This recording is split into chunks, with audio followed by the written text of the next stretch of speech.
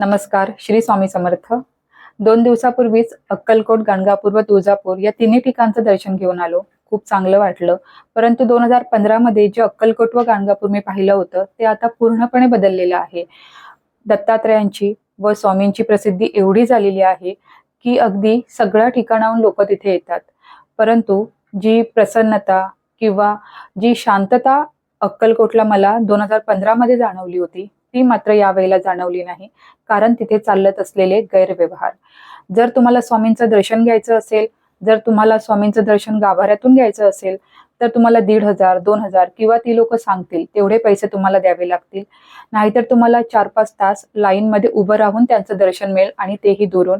अशा प्रकारे जेव्हा काही गोष्टी आपल्याला ऐकायला येतात किंवा आपल्याला सांगितल्या जातात किंवा आपण ते अनुभवतो, तेव्हा खरंच आपल्या मनामध्ये एक प्रश्न उभा राहतो की आपल्या श्रद्धेचा बाजार चालू झालाय का? अक्कलकोटला आजही अस्वच्छता आहे. जी काही राहण्याची ठिकाणं आहेत ती आजही अस्वच्छच आहेत. आजूबाजूला खूप हॉटेल झालेली आहेत आणि ते अगदी मनाचा कारोबार तिथे चालू केलाय त्या लोकांनी.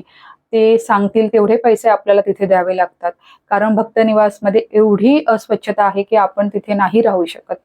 जे काही रिक्षावाले आहेत किंवा जी काही वाहने आहेत तिथे ती लोक आपल्या मनाचा कारोबार म्हणजे ते सांगतील तेवढे पैसे आपल्याला द्यावे लागतात आणि आपण ते देतो कारण आपला नाईलाज असतो. ज्या परमेश्वराला आपण भेटायला गेलेलो आहोत त्या परमेश्वराच्या दरबारामध्ये जर असा कारोबार चालू असेल तर ते कितपत योग्य आहे?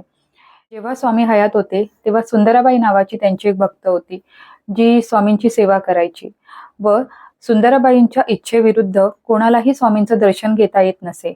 जेव्हा सुंदराबाईंना योग्य तो मोबदला दिला जाई तेव्हा त्यांना स्वामींचं दर्शन दिलं जात असे. जेव्हा स्वामींचं दर्शन घ्यायला गेले अक्कलकोटला त्यावेळेला त्यांनाही सुंदराबाईंनी दर्शन नाकारलं होतं. परंतु स्वामींनी तिला योग्य तो धडा शिकवलेला होता.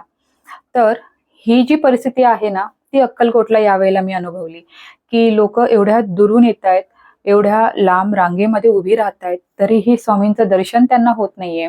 आणि जे दर्शन काही होत आहे ते अगदी दुरून होत आहे. त्यावेळेला खरंच एकच प्रश्न आपल्या मनात येतो ना की आपल्या श्रद्धेचा बाजार मांडला जातोय का? महाराष्ट्र सरकारने खरंच यावरती पाऊल उचलणं खूप गरजेचं आहे. फक्त चांगलं चांगलं दाखवून किंवा स्वामी आहेत किंवा स्वामींचे अनुभव सांगून आता काही फायदा होणार नाहीये. तर आपल्याला ते जे स्थान आहे अतिशय पवित्र स्थान आहे, मग ते गाणगापूरचं असो किंवा तुळजापूरचं असो, या तिन्ही ठिकाणी हा कारोबार अगदी बिनधास्त चालू आहे. हे गैरव्यवहार बिनधास्त चालू आहेत. ते थांबवणं हे खूप गरजेचं आहे कारण ही आपली श्रद्धास्थानं आहेत. तुळजापूरला जेव्हा मी गेले, तुळजापूरला अगदी शिवाजी महाराजांचा उल्लेख किंवा शिवाजी महाराजांचा जय जयकार केला जात होता त्या रांगेमध्ये उभं राहून.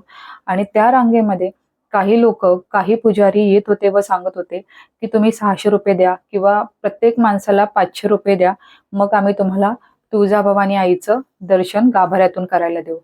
तर पैशांचा खेळ मांडलाय हो सगळा, बाकी काहीही नाही. आजूबाजूला अस्वच्छता आहे, आजूबाजूला गरिबी आहे, लोकांना लुटतायत.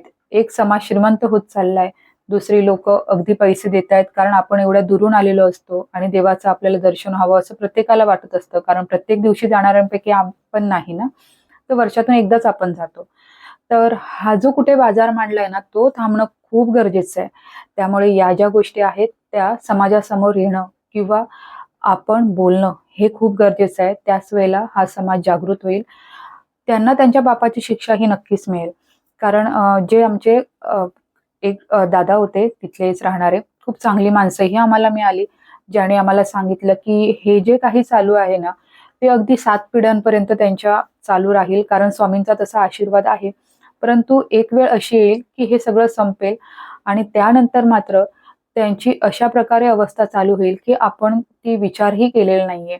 तर तिथेच राहणाऱ्या एका व्यक्तीचं त्याने आम्हाला उदाहरण दिलं की ती व्यक्ती तिथे एका मोठ्या पदावरती होती. त्या व्यक्तीने तिथलं अगदी स्वामींचा पुरेपूर उपयोग करून घेतला, खूप पैसा मिळवला.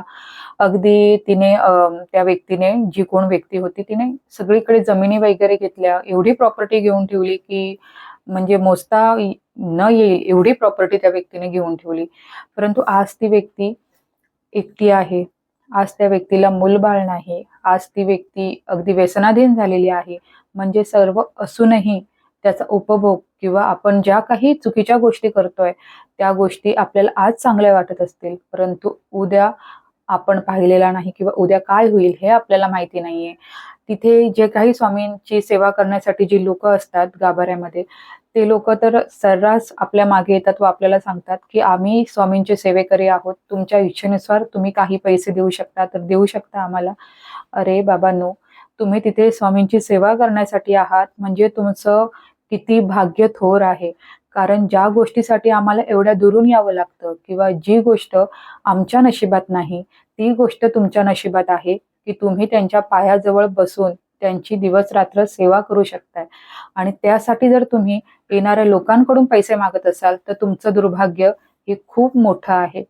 त्यामुळे अशा ज्या गोष्टी आहेत आपण टाळल्या पाहिजेत किंवा त्या गोष्टींची जनजागृती होणं खूप गरजेचं आहे. महाराष्ट्र सरकारने या गोष्टींवरती पुरेपूर लक्ष देऊन या जी काही ही संस्थानं आहेत किंवा ही जी आपली देवस्थानं आहेत ती आपल्या हातात घ्यावीत आणि ह्या सगळ्या गोष्टी बंद कराव्यात. तिथला जो कारोबार आहे त्याच्यावरती लक्ष ठेवावं हीच विनंती.